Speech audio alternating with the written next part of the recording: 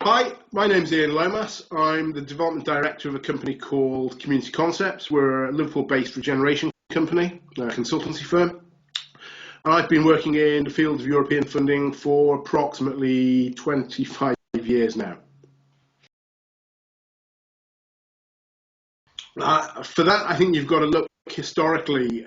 Liverpool once was a thriving port, a massive centre of international trade. Following the war, the city region, Merseyside, fell into a prolonged period of industrial decline.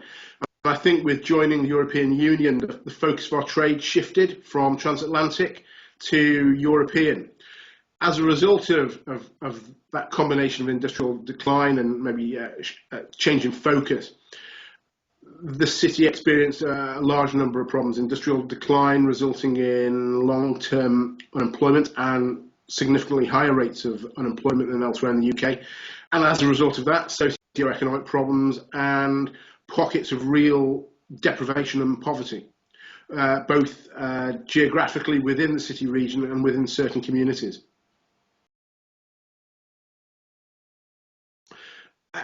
It's important in the sense that all public funding comes with some sense or some degree of strings attached to it.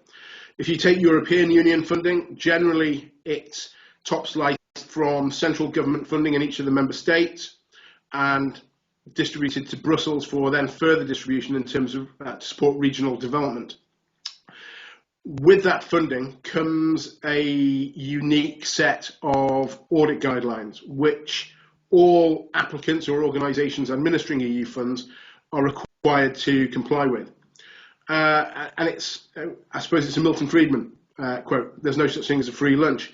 If you're being given money for investment purposes, you've got to evidence that funding has been used to achieve the goals, the objectives, and to support the activities that you said you were going to take forward. Very good question. Personally, I asked myself that question many occasions. I do genuinely think that it's probably no more onerous than any other public sector, or whether that's local government or central government funding. I think the issue is there's a degree of fear and there's a greater need for interpretation. I think personally sometimes audit rules may be lost in language, and in the UK we tend to adopt a worst case scenario. So I think we interpret the rules quite rigidly, which requires a greater degree of, how can I put it, or probably results in a greater degree of scrutiny and the need for applicant organisations to provide an extra degree of evidence than perhaps is the case in other parts of the European Union. First question about ensuring that public money is well spent. We clearly need some level of scrutiny in terms of auditing of projects that receive public sector funding. In terms of how we do that, I think the rules need to be clearer, simplified, and that there is some form of capacity building for organisations when they come to deliver programmes, so they're fully conversant with the rules. Moving on to the next question, with regards to targets, I think it's interesting that too often we are led by a framework of targets, and that there are often too many targets, they're too complex. We talk about sort of comparisons with the private and public sector. Quite often the private sector are driven maybe by a handful, 4 or 5 key overriding targets. In the public sector, quite often 20, 30, going back to my days of local authority area agreement and multi-area agreement targets. I think there were 200 LAA targets at one point, which quite often governed EU funding as well. I think less is more.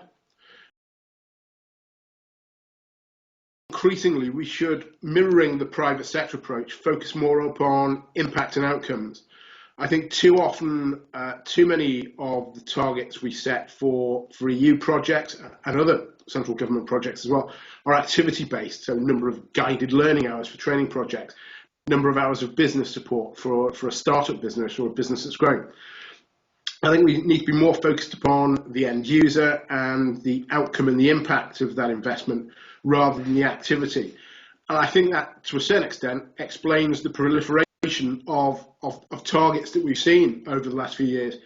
I think not only is that confusing on occasions for organisations that are spending or delivering EU project funding, I think it also changes behaviour and possibly focuses their attention more upon the activity than the actual impact of or the objectives of what they're trying to achieve.